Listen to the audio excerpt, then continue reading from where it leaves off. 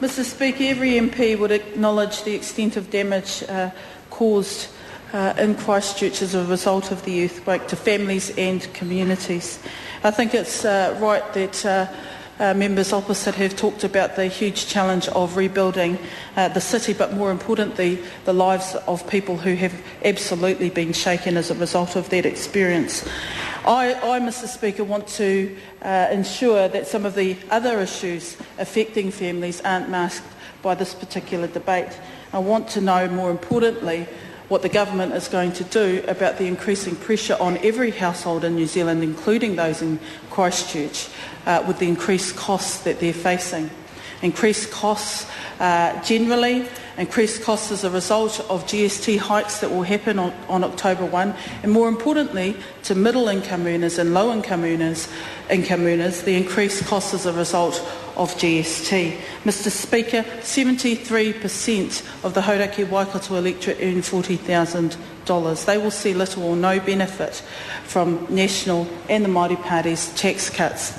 GST will hurt them at the checkout and with every consumable item that they purchase. I suspect for those vulnerable families in Christchurch, they are worried about the rebuilding effort of building their home, of the cost and increase of GST, the impact it will have on them, but more importantly, on how they will cope in the immediate term with that rebuilding effort and the pressure of costs to them. Mr Speaker, that is sad because the real winners in National's tax package are actually high-income earners, not the low-income earners, not the vulnerable families, not those on fixed incomes like superannuitants. And more needs to be done to hear their voice. The Christchurch earthquake, if it does anything, should let us all know in this House that while New Zealand is a huge landmass, reverberations are felt throughout, and I think the reverberation of increased household prices will be felt stiffly through every household across the country, just like an earthquake on October 1. Mr Speaker, I want to know where the Māori Party is on this issue, because they voted for tax cuts that deliver nothing to Māori households. They voted for GST increases that will deliver nothing to Māori households. In fact, they voted on an issue which more importantly affects families in the pocket and will have a fundamental impact on how they cope going forward.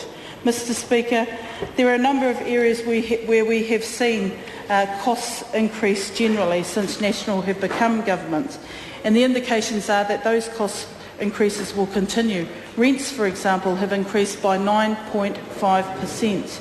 In addition to this, 47% of landlords say that they will increase rents further to offset issues around being denied property depreciation write-offs. Mr Speaker, rates have increased by 6.4%, more so as a result of Auckland Super City. Families up there in Auckland are really fearful of what the level of rates increase will be for them in trying to marry up the huge cost it will take to move towards the super city structure. I suspect that will be the case throughout New Zealand. GP fees have increased by about 6.5%. More and more families are being told to seek after-hours service because they can't get into their local GP. An after-hours service could cost up to $69. Factor that into a Christchurch family and see how they might be told if they can't get into their GP to take their baby to see the doctor, paying $69 to go to an A&E. Mr Speaker, petrol companies have hiked prices for petrol and also energy and electricity prices, and these are the types of pressures that households are really feeling. That's the reverberation. Now, I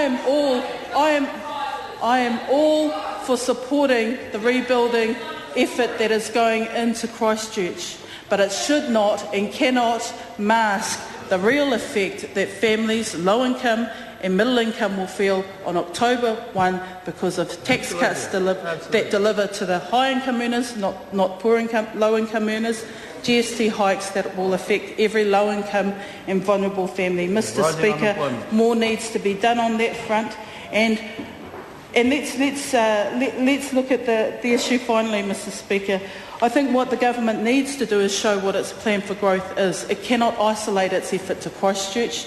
The rebuilding effort must go nationwide. We need to see more growth so that there is less pressure on household incomes.